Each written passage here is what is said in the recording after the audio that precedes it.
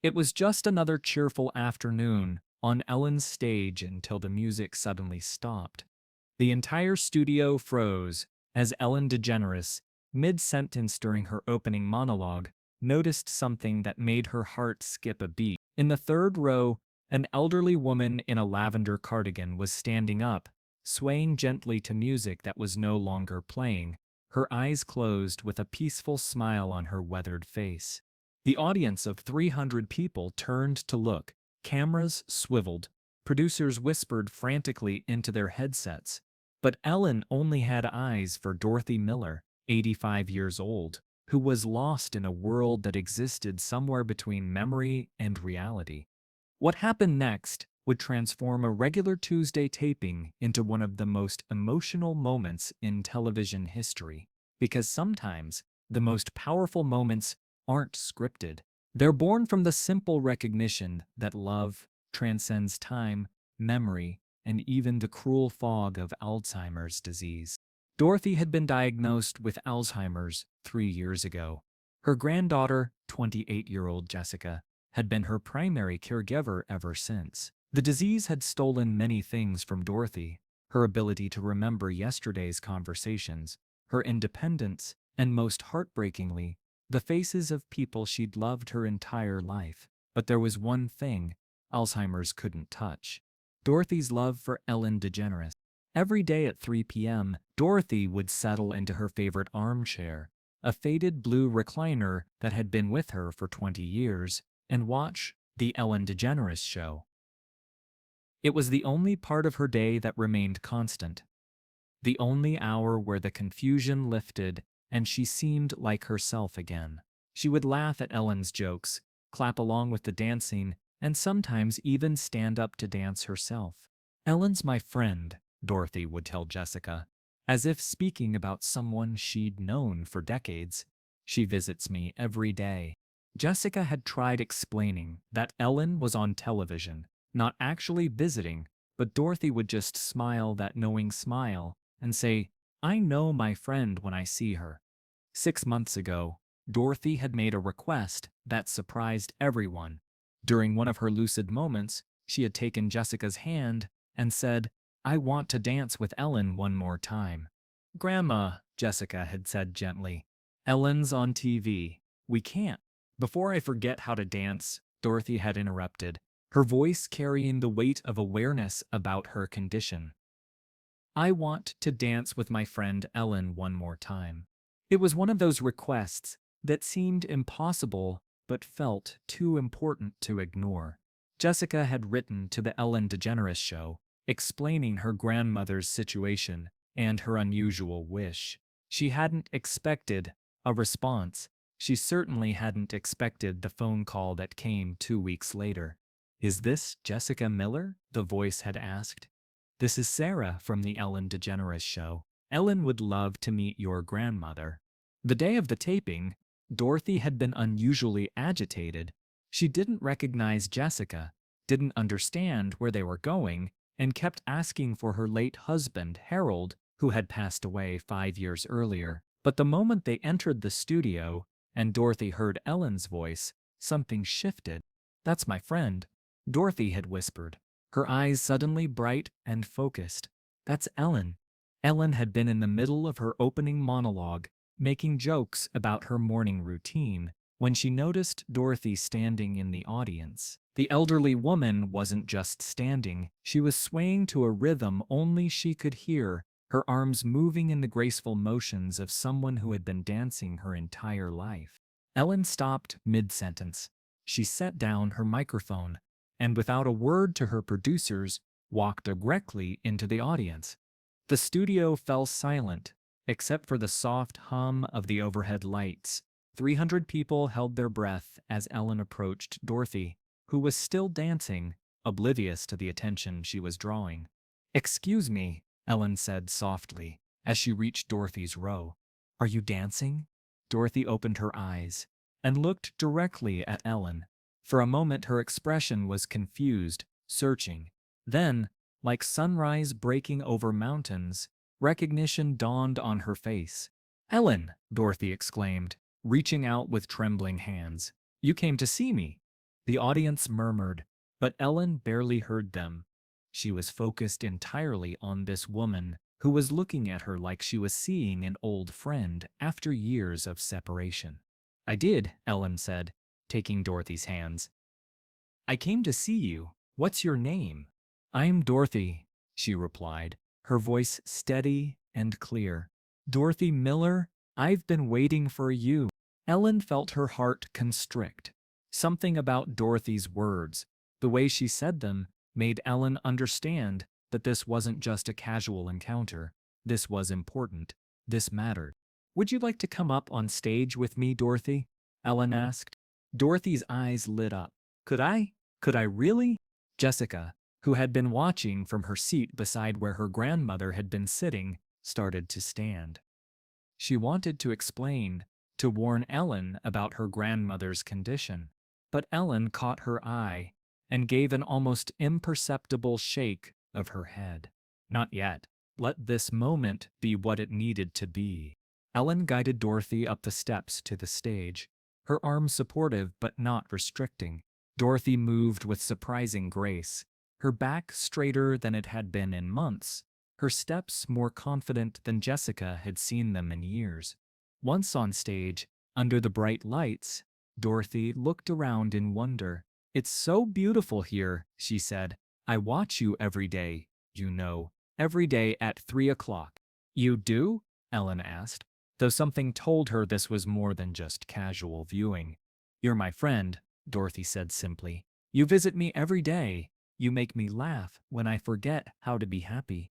The words hit Ellen like a physical force. She had spent years making people laugh, bringing joy into living room across America, but she had never heard it expressed quite like this. She had never understood so clearly that for some people, her show wasn't just entertainment. It was companionship. It was a lifeline. Ellen looked out at the audience, then back at Dorothy. She made a decision that defied every television protocol, every timing consideration, every rule of how these things were supposed to work. Dorothy, Ellen said, would you like to dance with me? Dorothy's face transformed. The confusion that had clouded her features for months seemed to evaporate entirely. I would love to dance with you, she said. I used to be a wonderful dancer. I bet you were, Ellen said, signaling to her production team. Can we have some music? What happened next would be talked about for years afterward.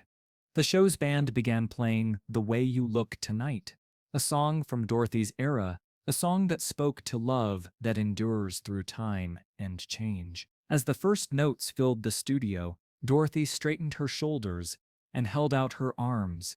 Ellen stepped into Dorothy's embrace, and suddenly they were dancing. Not the kind of dancing Ellen usually did on her show, energetic, contemporary, filled with jokes and laughter. This was different. This was elegant, graceful, timeless. Dorothy led, her muscle memory intact, even as her mind struggled with the present moment. The audience was silent, mesmerized. Camera operators found themselves blinking back tears as they captured the moment. In the control room, producers who had been shouting directions into their headsets stood quietly, understanding that they were witnessing something that couldn't be directed or controlled. As they danced, Dorothy began to speak, her voice soft but audible to the studio microphones. Harold and I used to dance every Friday night, she said. For 57 years, we danced. In our kitchen, mostly. Sometimes in the living room when we moved the furniture. Ellen listened, matching Dorothy's gentle movements, letting the elderly woman guide their dance. He passed away 5 years ago, Dorothy continued. I haven't danced since. I forgot how, until just now. You didn't forget, Ellen said softly. You just needed the right partner. Dorothy smiled, and in that smile was a woman who had lived 8.5 decades, who had loved deeply, lost much, and found joy in the simple act of moving to music with a friend. I won't remember this tomorrow, Dorothy said, and her words carried no sadness, just acceptance. But right now, I remember everything. I remember how to be happy. That's when Ellen felt her composure crack. In 15 years of hosting her show, she had interviewed celebrity, surprised deserving people, and created countless moments of joy. But this felt different. This felt sacred. Ellen guided Dorothy to a stop as the music faded, but she didn't let go of her hands. "Dorothy," Ellen said, her voice thick with emotion, "you said I visit you every day, but I think you've got it backwards. I think you just visited me." The audience erupted in applause, but it wasn't the usual enthusiastic clapping of a television taping. It was something deeper, more reverent. People were standing, many wiping their eyes, understanding that they had witnessed something extraordinary. Ellen led Dorothy to one of the guest chairs, making sure she was comfortable before addressing the audience. "Ladies and gentlemen," Ellen said, her voice carrying across the studio, "this is Dorothy Miller. Dorothy has Alzheimer's disease. But today, for these few minutes, she remembered how to dance, and she reminded all of us what it means to find joy in the simplest moments." Ellen turned back to Dorothy, who was sitting peacefully, her hands folded in her lap, looking around the studio with gentle curiosity, as if seeing it for the first time. "Dorothy, you said you watch the show every day. Is there anything you'd like to tell our viewers?" Dorothy looked directly into the camera, and for a moment her expression was perfectly clear, perfectly present. "Don't wait to dance," she said. "Don't wait to tell people you love them. Don't wait to be happy, because sometimes you forget how, and you need someone to remind you." The silence that followed was complete. Even the crew members, seasoned professionals who had seen hundreds of emotional moments, found themselves motionless, affected by the simple wisdom of a woman who was losing her memories but had found her truth. Ellen knelt down beside Dorothy's chair and took her hand. "Dorothy, I want you to know something. You said I'm your friend, and you're right. Friends take care of each other. So I want you to have this." Ellen removed her blazer, the powder blue jacket she had been wearing for the taping, and gently draped it around Dorothy's shoulders. "This jacket has been with me for every show I've done this season," Ellen explained. "It's been here for all the laughter, all the surprises, all the joy. I want you to keep it, so that even when you don't remember me, you'll have something that remembers all the happiness we shared." Dorothy looked down at the jacket, then up at Ellen, her eyes bright with tears. "It's beautiful," she whispered. "Thank you, my friend." Jessica, who had been watching from the audience with tears streaming down her face, was finally invited on stage. As she approached her grandmother, Ellen stood and put her arm around the younger woman. "You take good care of her," Ellen said quietly. "She's something special." "I will," Jessica promised. And Ellen, "Thank you. I haven't seen her this present, this happy, in months."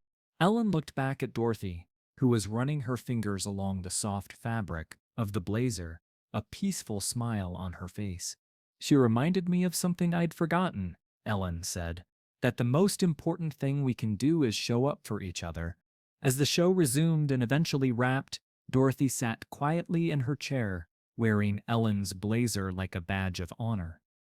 When it was time to leave, she stood gracefully and looked around the studio one more time. "Thank you for having me," she said to Ellen. "This was the most wonderful day."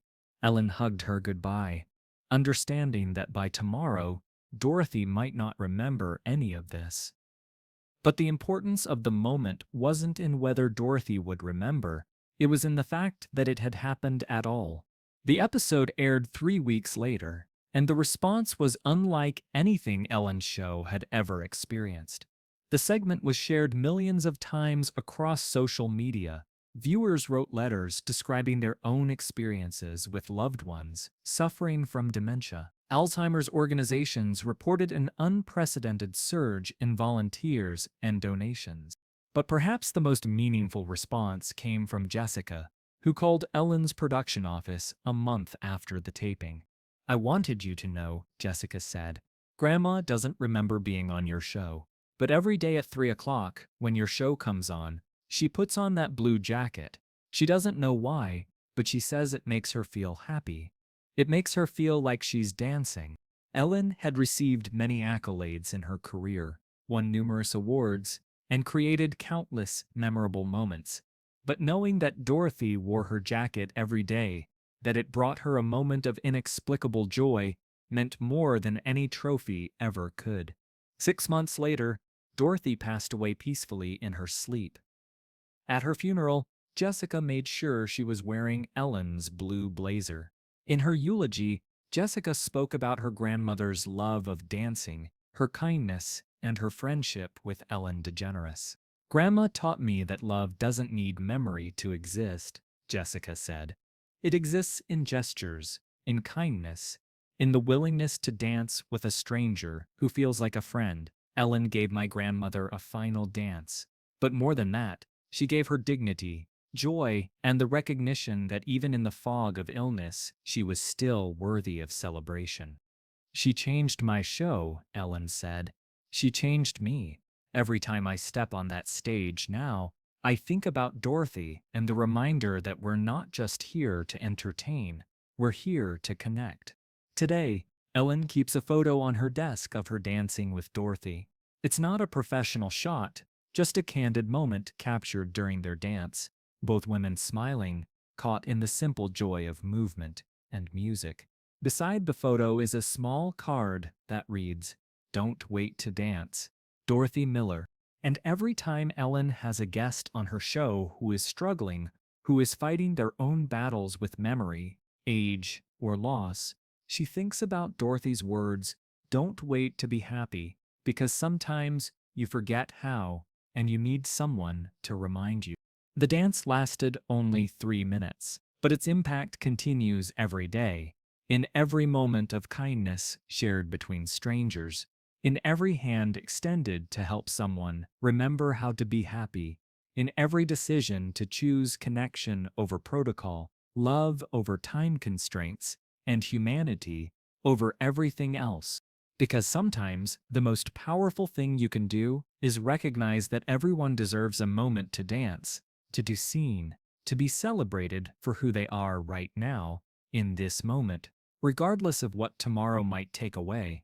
Dorothy Miller taught Ellen DeGeneres that memory might fade, but love endures. That friendship doesn't require recognition. That dancing isn't about remembering the steps. It's about feeling the music in your soul. And every day at 3 o'clock somewhere, someone puts on a blue jacket and remembers how to be happy, even if they don't remember why.